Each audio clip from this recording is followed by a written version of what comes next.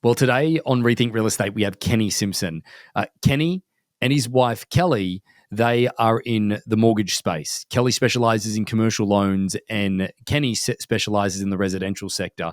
Kenny's known to be one of the highest volume lenders in the entire country. We not only speak about the multitude of things that they have happening within their life from the perspective of a podcast all the way through to running a very successful team in both the commercial and residential real estate lending space. We also speak about the investment strategy that they have about building out multifamily wealth. So it is a very diverse episode. But where we really dig down deeper is into the content element that Kenny and his wife, Kelly, have gone deeper into over the last number of years, understanding that content is going to be king. We actually got connected through Instagram and certainly was a tremendous episode to see them going so hard into the content space and that being really the backbone and the foundation of their business for the future. A great episode. Hope you enjoy. Kenny and Kelly are absolutely energetic people and they've got a lot going on. Certainly has raised the bar for me in the perspective of what you are capable of. Thanks so much. Welcome to Rethink Real Estate. My name is Ben Brady, and this is a real estate podcast aimed to deliver sales strategies, marketing tips, and business insights from industry experts and myself to build a listing-focused business for the future. Let's get into it. Kenny, welcome to Rethink Real Estate. Hey, thanks for having me. Excited to be here. So, as I rattled this off before, when we were sort of talking pre-episode, as you said, your words, not mine. What the hell's wrong with you, man? Like, there's some crazy stuff. When I say crazy, none of it's crazy. It all makes unbelievable logical sense. But the fact that a human being, two human beings, I should say, I can sort of get through all of this. Like if I run through just some of the stuff here, we're going to talk about not only with the $3 billion in funded loans that you guys have done, but then also, the cash flow portfolio that you have, the real estate investing that you guys do, Pacific Shore Capital that you guys are running, the Simpson team that you're running, then the podcast that you've got going on, getting in the cash flow game with K&K. There's also events, there's all the stuff that if you look at your Instagram, it makes me a little bit nervous from a content perspective. Man, there's a lot. How do you guys do it? There's a lot. We just have teams now, and so it looks like a lot, but it's definitely going, it's better now than it started, so we utilize everybody we can. And we've been in the real estate game 20 years. So yeah, we've done a lot. We also in there, we had managed 1,500 units, built that business, sold it because that was probably the most work intensive business. But I would say that taught us probably gave us the most respect like locally here. But managing that many units, that many tenants, we were doing a lot of rehab, renovation, building portfolios for people. So it's a lot. It's exciting, but we had kids in that time too. So we had to kind of like backtrack and figure out, and on top of that, we still try to be home at 5, we hang out with the kids, travel, have a life. It's just, it seems like a lot when you look from back, but now that we're in it and built it and have the teams, it's not so bad. If that makes sense. So there's Kind of, but there's a few avenues that I want to go down today then. Not only do I want to sort of go back and start from the beginning and get the story, I think that's going to be important for people to get context. For those that don't know where you are, where are you guys based at the moment? We're in beautiful San Diego, California. One and only. It's a beautiful place to live. I love San Diego. There's a level of affection that I have for San Diego. Us in Orange County, I used to go to San Diego like 4 days out of every week and go. And I have been to parts of San Diego that I guarantee most people haven't when we first got here building our auction platform, but that's for another day, another story. But I guess that then also wanted to go into like how you guys have, sort of siloed out the businesses that you have, or whether you have or you haven't, and then how you've set up the operational teams that you have, because from an operations perspective, optics, you guys have got a lot going on, but it seems incredibly buttoned up. There's nothing that I've looked at from, doing a little bit of background or research where it's not incredibly buttoned up, from a perspective of lead flow, from a perspective of then, the visual element of marketing, all the way down to your podcast and the production elements that you guys put out, that has to take what seems to be an army on the back end. So we'll talk a little bit about that from an operational standpoint. But where did it all start, Kenny? Where's it all started? Yeah. So, Crystal and I, we haven't been together all 20 years. She didn't finish college, so neither did I. And kind of for her, it's almost the same story. She just did it earlier. Crystal's in college. And she's kind of like, what am I doing? Screw this. And at 19, which is crazy, she got into loans. Then she got into doing commercial loans here in, California. And so, which is weird about that is she's 19 and she started crushing it, and it's a man's world. And so I call her the commercial queen here locally. And that's kind of where it started for her. And she started building business and, got to know a lot of real estate investors in San Diego, throughout California. And I got in the business in 2004, was in school, said, I'm over this. Friends were making money. Why am I in school? I'm paying for it. Nobody's paying for it. So I kind of been on my own since 18. I was, grew up in California, grew up in Miami, came here to California.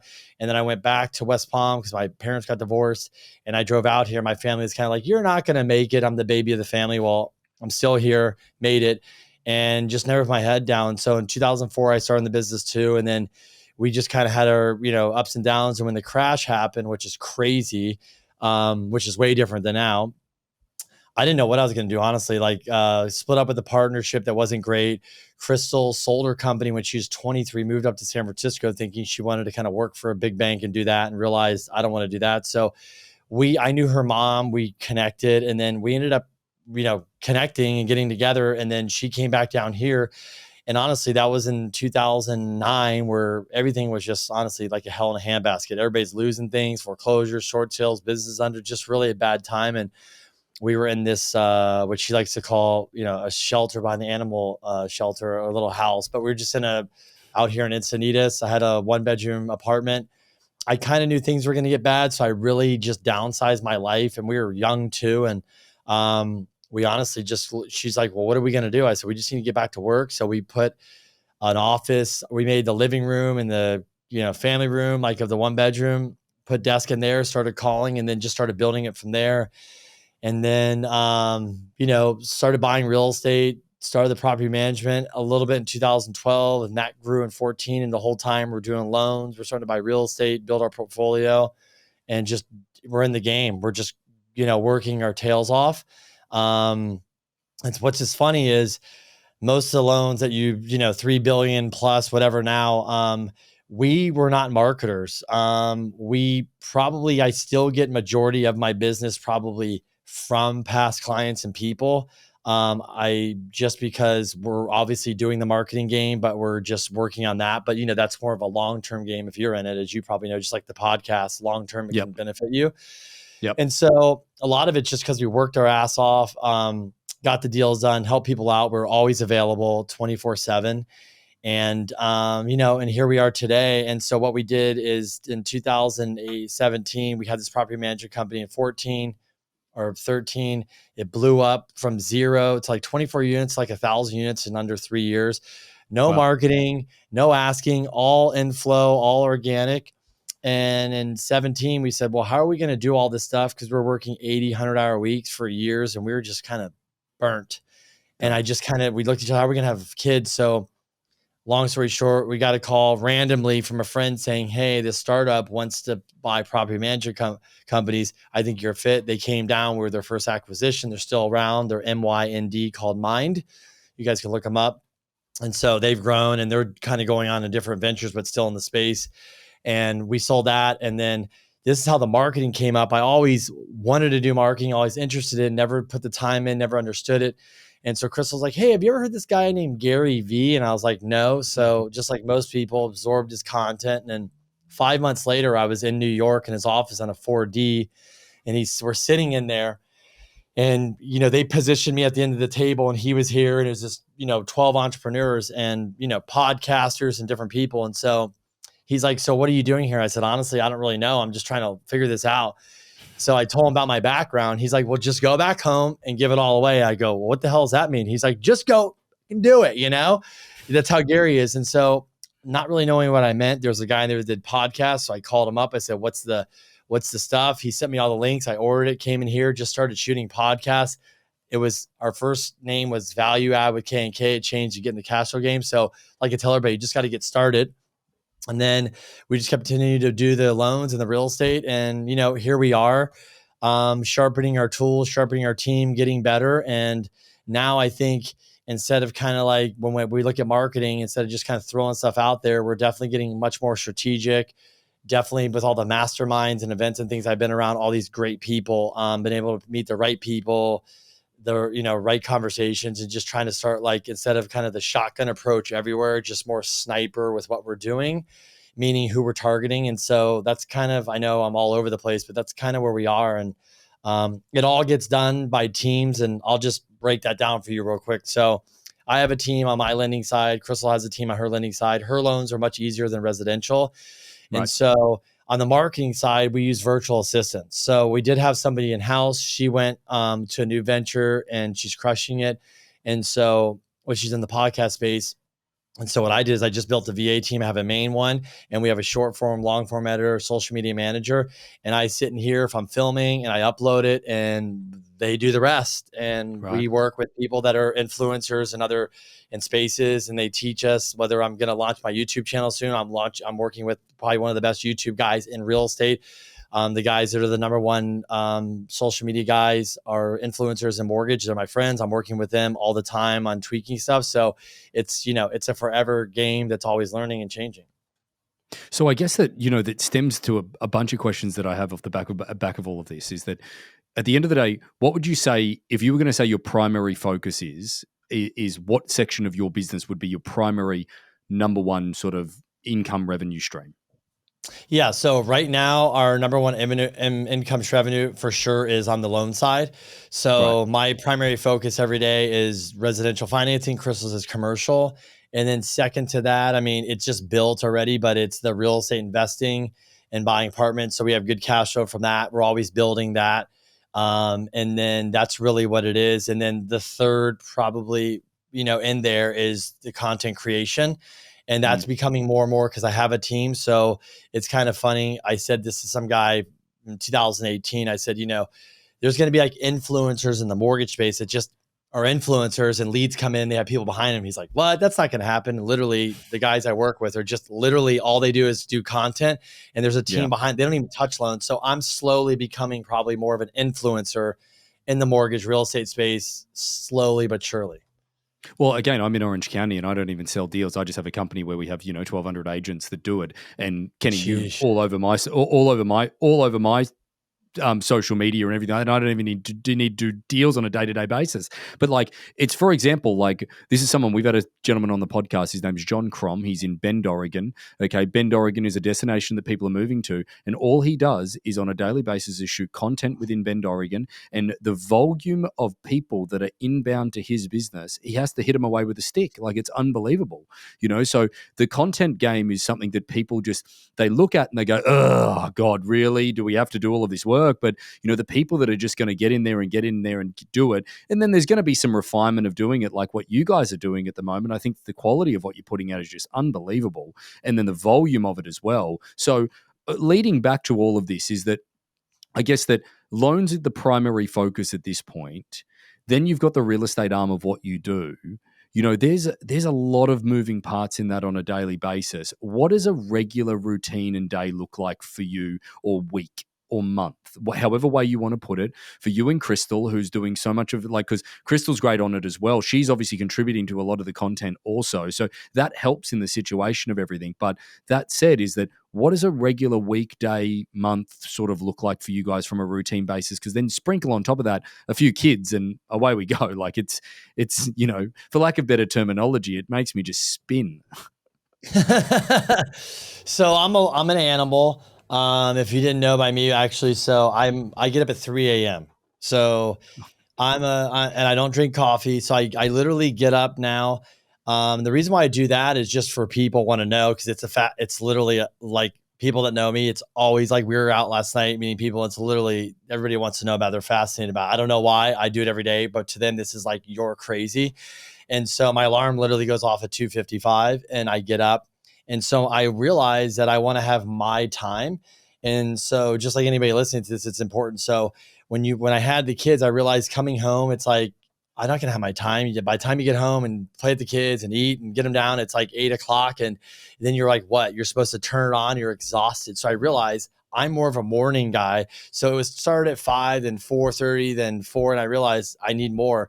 And also what I realized in that time is my brain works a little bit differently. So I'm super go, go, go, let's go. But I realize in the morning, I like to read. I like to do content. I like to write. I never was a writer, but now I'm doing now I do blogs, and then I'm writing, and then my team and I meet up on Monday. And so we go over, content. So basically that's how my morning. Crystal probably wakes up around 5:36.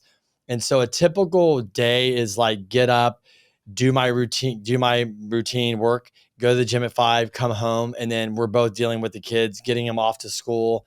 And then we do have help. We have a nanny, and then we're off to the office. And then depending on the day, so if you take Monday is like team meeting. I'm team meeting. So meeting about my loan team, meeting with my marketing team of like kind of general. And then after that, we actually have a call on Monday, which is what we really learned. So my team goes to TikTok, Instagram, and YouTube, and we find out what's trending on that and like on real estate and stuff.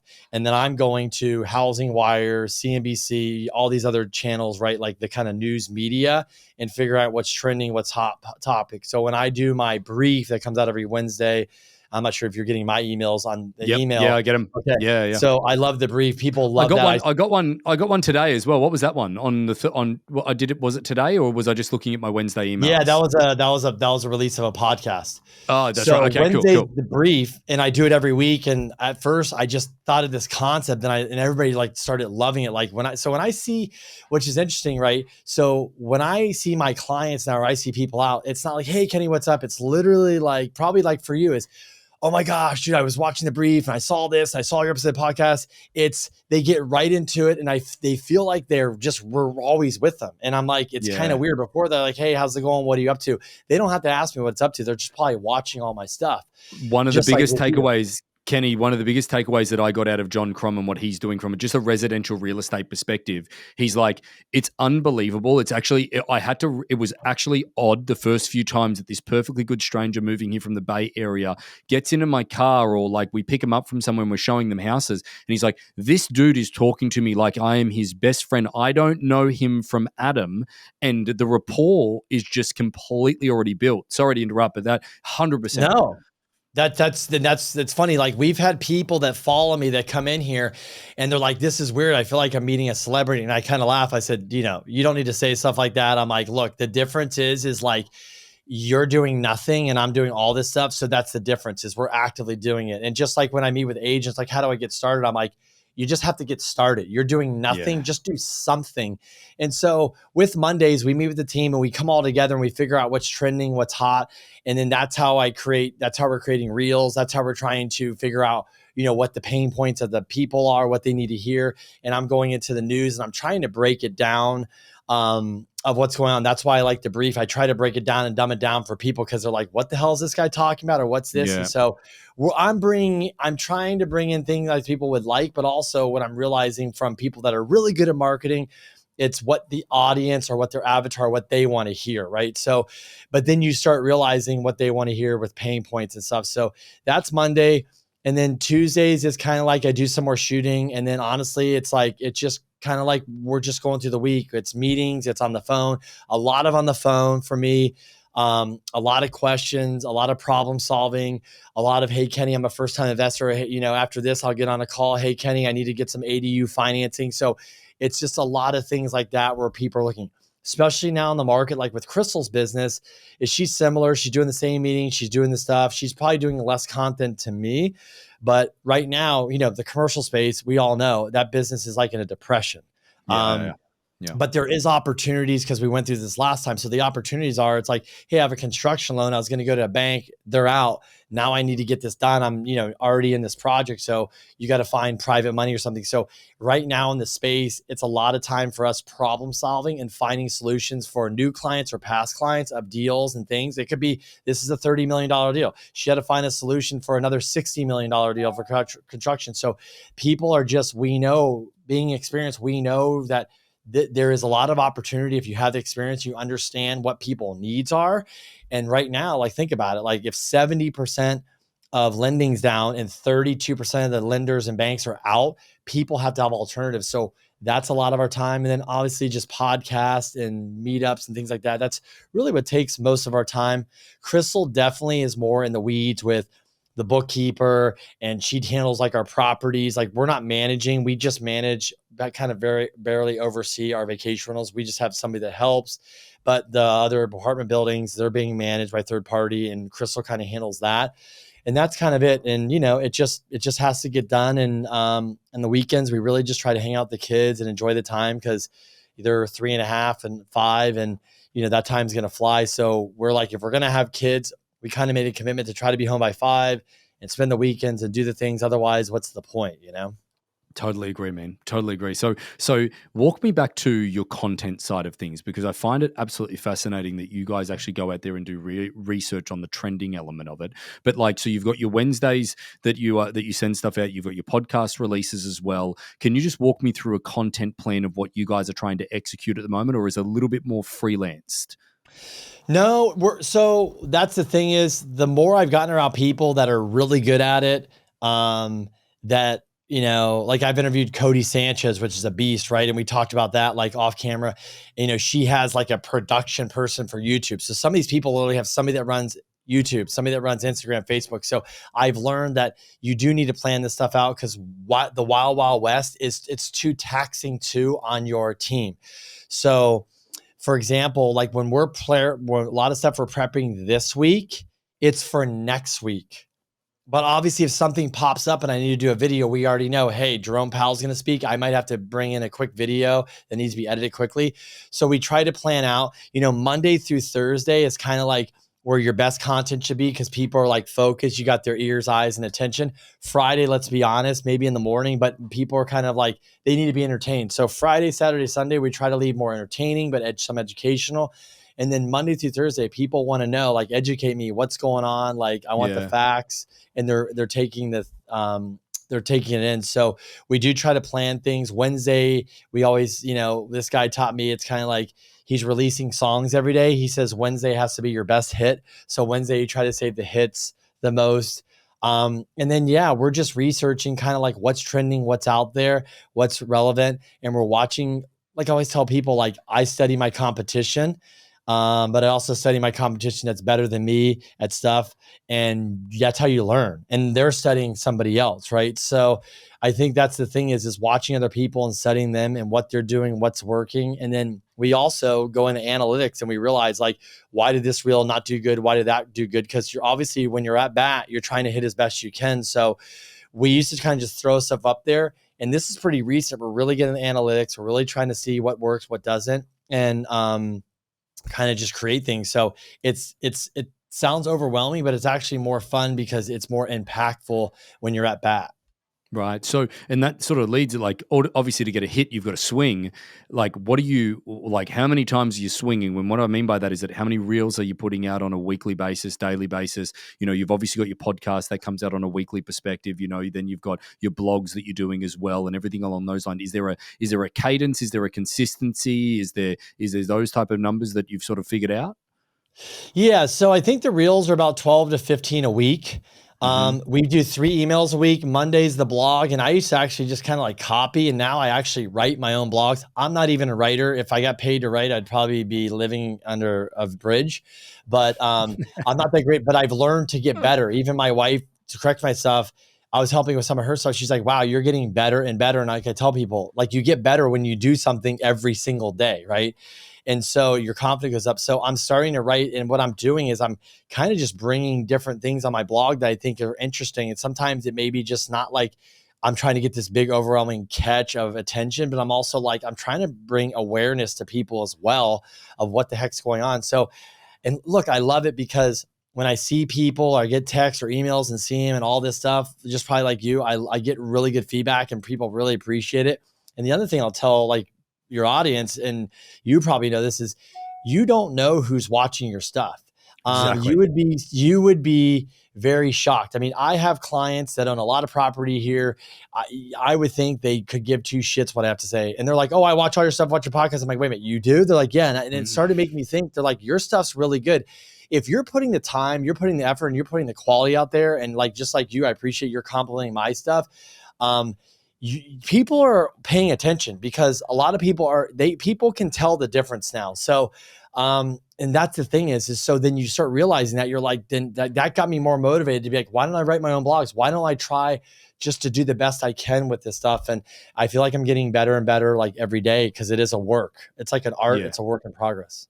Yeah, it's so amazing that, you know, now the content is really king from a perspective of where everything can obviously stem from and move forward. And I think that the rest of people will just be simply left behind if we don't try and make a play towards it. There's no question about it. But that sort of, you know, you've got the loan element of the business, which obviously over the last, you know, call it 18 months, it's certainly been a tougher time for you in the loan space. So that's obviously compounding to the day-to-day, and that's probably creating more problem solving on a day-to-day perspective, as you've already pointed out. Then you've also got the content sort of stuff that you're doing, but behind the scenes, you've also looking at deals and you're investing in real estate, because you guys obviously are talking about cash flow on a very consistent perspective on your podcast. And, you know, I think that it's one of those words that over the last number of years, and certainly word that into the future is going to continue to be used, is cash flow.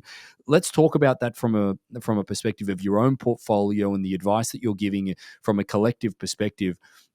When it comes to somebody that wants to build to, you know, obviously your profile says that you guys are doing over $300,000 a year in free cash flow. I don't know how up to date that is. It's probably way more than that now with a few opportunities that you guys have taken on. But where does somebody start? I know that we've said with content, you just start, but realistically, it is such a burden, because I'm assuming that you guys are doing local investment in San Diego, or are you guys doing it? Oh, so it's in California as well. That's even more of a challenge. So let's talk about the cash flow and some of the principles and how someone would get started and where you guys stand on all of that.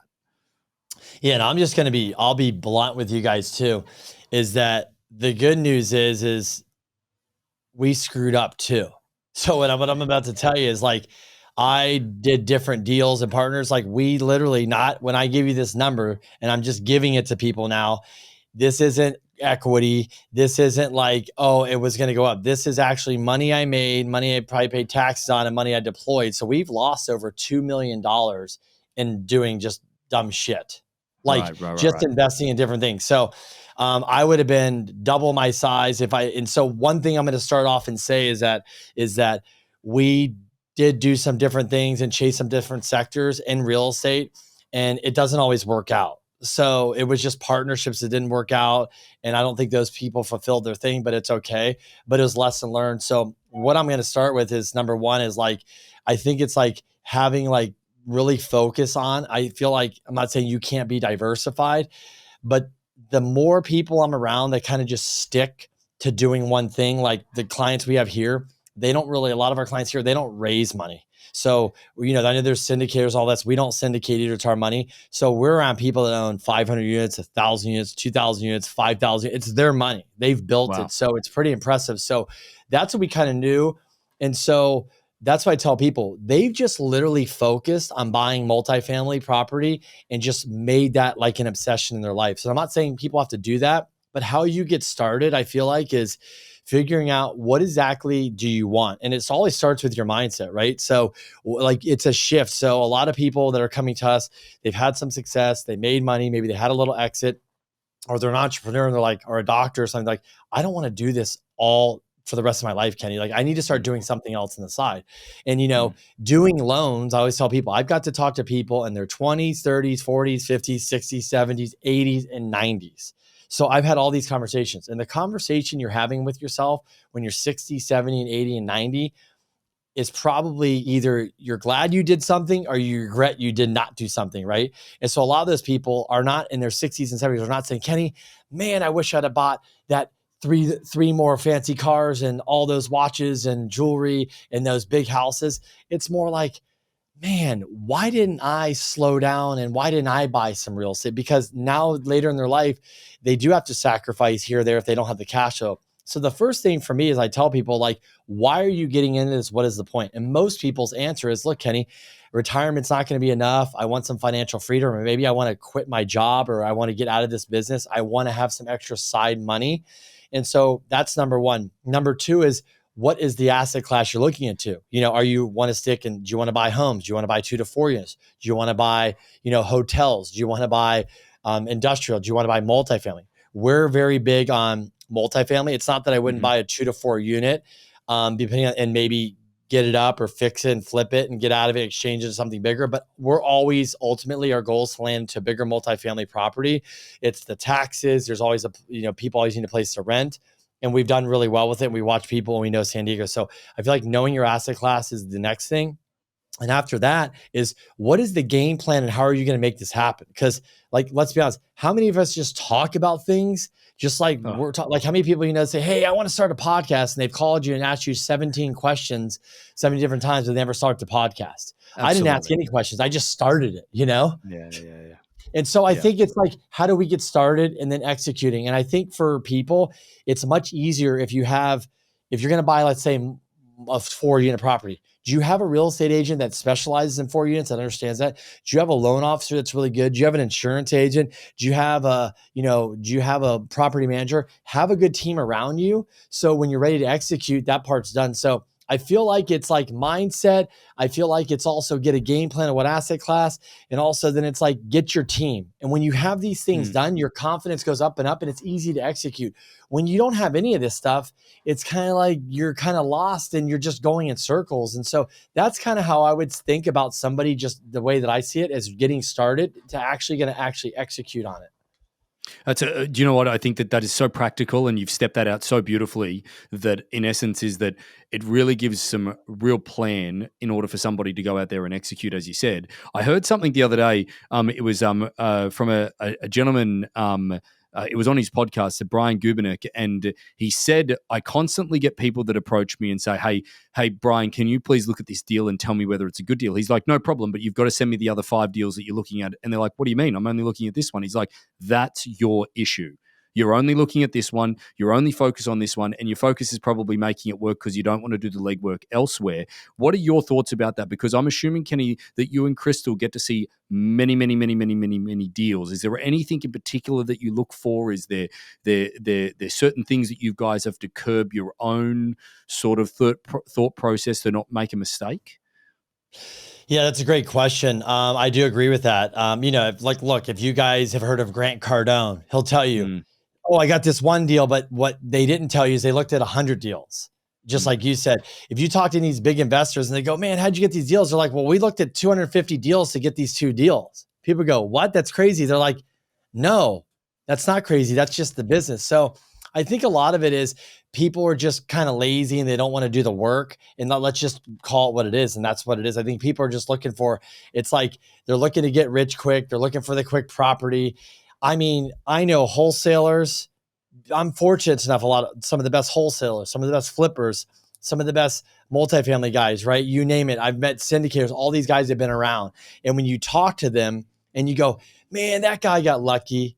It wasn't lucky. The guy got up to bat 100 times. And what you don't realize to him, he's like, I deserve this deal. You know how many time we put in to just get this one deal? So everybody just sees the old guy that's driving around in the nice car and the nice house that has the portfolio built with the cash flow. Just like everybody sees that one guy that got that great deal you hear about, but nobody looks under the hood to see all the time and effort that put in. So just like that guy would say, is you have to be looking at lots and lots of deals. And then what are you looking for? I mean, it's pretty simple. You're either buying a deal that's a value add. So it's basically underperforming. It's hopefully underpriced, and you're going to go in and buy it. And you're going to basically turn the knob. You're going to kick tenants out, and basically make it nice and basically get new rents, and you're going to add value. Or some people are like, look, I've got a lot of money. I'm a doctor. I don't have time for all that nonsense. They're looking for done properties. They don't care about cash flow now. They care about it in 20 years. So there's guys buying multifamily 2 to 4 units. Their whole goal, I have clients, they've literally bought in multifamily and 2 to 4 units. They bought in a bunch of them and they're on a 15-year plan to pay them off because they're going to retire from a brain surgeon, back surgeon. That's their retirement. So, I'm just giving 2 tips here. So a deal is like, what exactly are you looking for? It goes back to your plan and what is the goal? Because a deal is different for everybody. Some people won't even touch a deal if they they can't have an anything of a 7 cap in San Diego. Like, that's crazy. Or so it's all what stage you're at in investing and what exactly are your goals.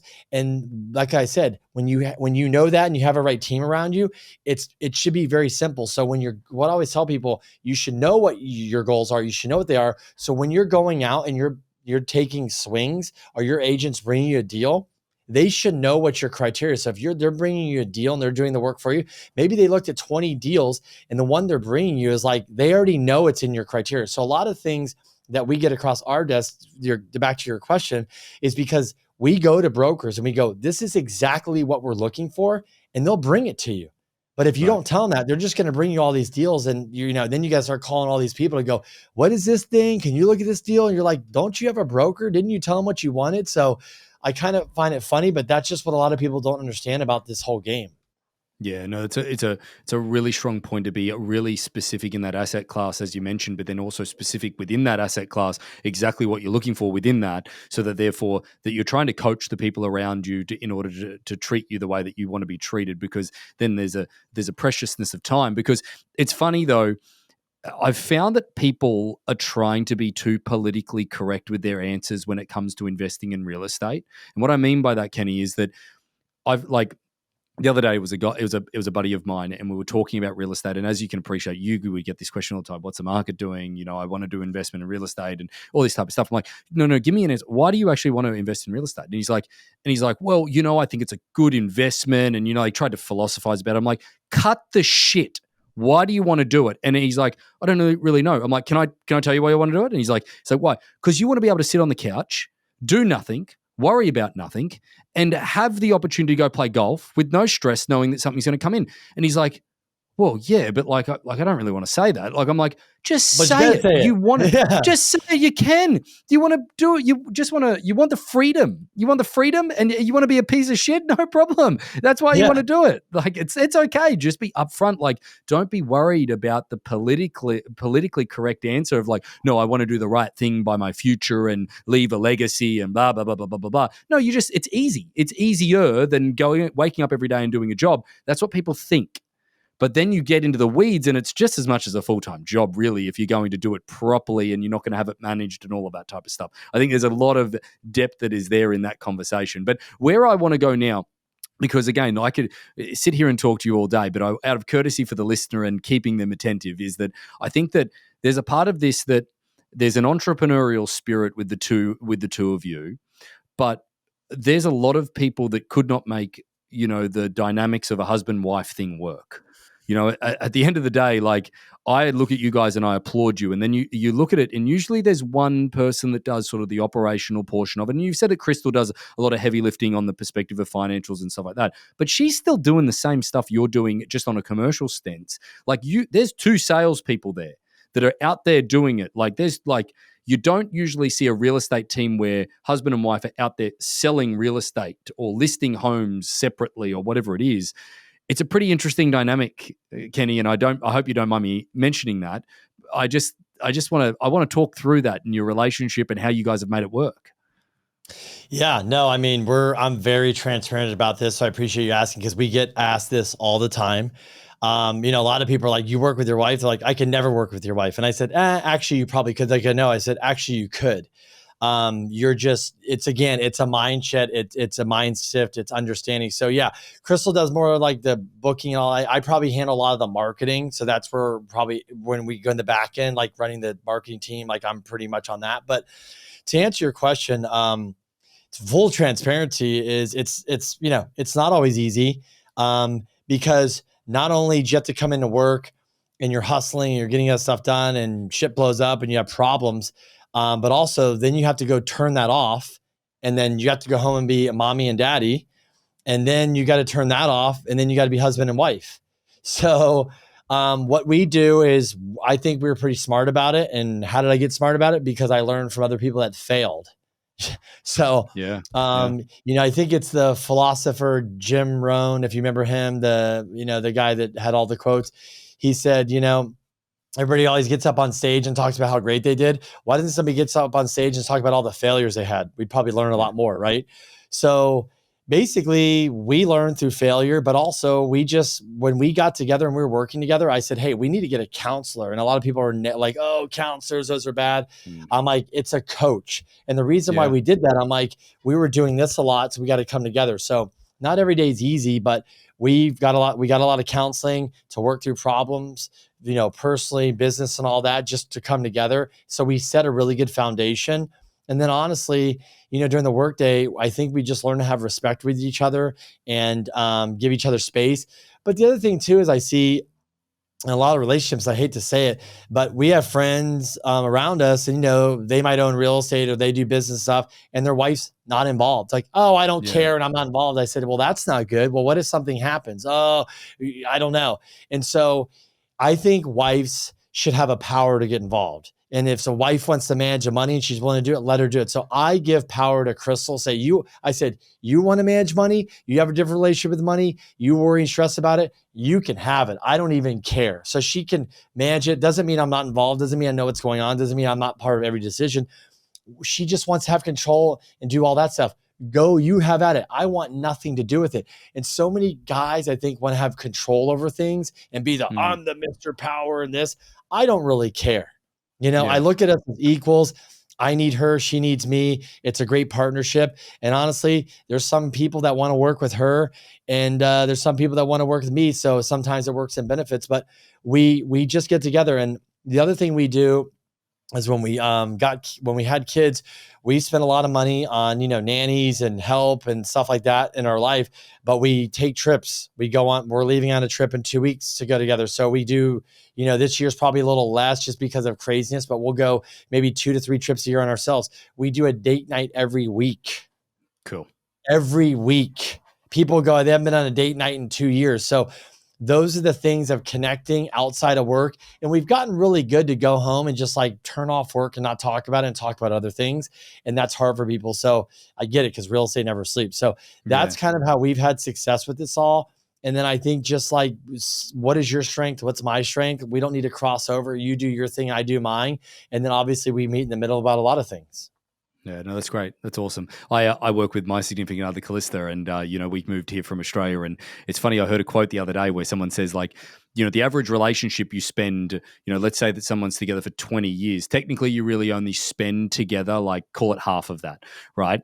When you work with your significant other, I said to Callista, we've been together now 11 years, awesome. 12, 11. But either way is that I'm like, we've probably done 25, 30 years because we work together every day. We're like, again, there's just the amount of time that you spend, and that either brings people closer together and creates strength, or it does separate them a little bit if you let it. I can see, like, if you let it, you absolutely have to work on it. But that said, is that you guys started off with a coach, as you said, and, that counseling element. And that led me to just a thought that I wanted to sort of end on, Kenny, is that you guys seem very buttoned up from a perspective that you're always thinking about the next thing. You're looking at what other people are doing.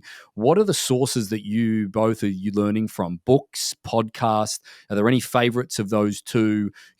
Where are you guys doing most of your learning, so to speak? Yeah, I'm not much. Honestly, I'll read some books. The book I'm reading now, it's like literally drawing a blank. I just was going to tell you the title. It's actually about marketing. I don't read much books, but what I do is I do read a lot of articles. I watch a lot of snippets. So I'm very good at researching people, following people, that are in different markets. Like one of my favorite podcasts is the All In podcast. It's so good. So good. So good. The All In podcast is amazing. Yeah. And those guys, and that's why I tell people, like, it's not real estate. I said exactly. But those guys, Chamath, for example, if you go back to 2021 in November, was already sending flares about, hey, the VCs were going on board. We're seeing like there's going to stop spending. They called things so early because they are just like we can see things really early because we're in real estate. So I like to learn from, I mean, I love if Ken Griffin, for example, Citadel, if he has a, I'm always searching Barry Sternlicht, all these guys, Sam Zell, when he was around, surfing for interviews, always looking for these guys that I think have a different ear to the ground. We're not getting all their inside intel, but they're giving a little bit away. But the guys I think that are just really smart, they're moving things. I study those guys. I read tons of articles. And then Crystal, I think, does the same thing. I probably, blab a lot. So she's watching a lot of my stuff, or whatever, because I'm doing it. But where I've really learned a lot too is just networking and doing these masterminds and meeting up with people and then connecting and as much time as I can. So getting in the right rooms around the right people can, and this can literally change your life like quickly. You can go from A to B fast. So just getting around the right people, making the right connections. So when I have a question about this, I can make a call, or, hey, I wanted to talk to this person. Do you know somebody, or you get me in touch with them? And it's just honestly, and when, if I maybe had somebody on the podcast and I'm going into their town and they're like, hey, you should call me, we should meet up. And it's like, oh, you don't want to? I'm like, no, make the call and go meet up with them and break bread or meet up with them, because you never know. So just those little things. I think when you do that on a daily basis, and I'm consuming a lot of content, like, trust me, like in the morning, I'm consuming content, at night before bed. I mean, we're not really watching TV and stuff. I'm just consuming and learning and learning. And think about it, 10, 20 years ago, we didn't have podcasts. We didn't have YouTube. We didn't have any of this stuff. So right now I tell people, you literally have zero excuse. You can learn so much from Google podcasts, Instagram, all this stuff, like YouTube. It's unbelievable. Courses, free courses, paid coaching. I think just people should invest in themselves more. Yeah, I think you're so right. Like at the moment, I'm going through a little bit of a running sort of trend. Like I want to get a better technique for running. And all I did on Instagram was type in some running stuff, like shoes, and all of a sudden my entire feed is all of that stuff. So any particular place that you're interested in, if you do search it, it then by default comes all the way back to you. Like I looked up a glucose monitor today, and I've just been absolutely slammed with dietary stuff all day and everything like that. So, hey, Kenny, we really appreciate you being so open with everything that you're doing at the moment. I love watching your journey. I've watched it for a little while now, and I'm so glad that you made a comment on one of our videos, so that then I'm like, I'm going to reach out and ask him to be on the podcast. So again, keep doing everything you're doing. We love it. And certainly all of our team know who you are, and they love what you're doing as well. So thank you for being so open on Rethink Real Estate. You bet. Thanks for having me. This has been fun. Thanks so much. So about 75% of our audience hasn't liked, followed, or subscribed to our podcast. It would mean the world to us, and it would help this podcast more than you know to expand our reach if you were to like, follow, or subscribe on any of the platforms that you're watching or listening on. Thanks again.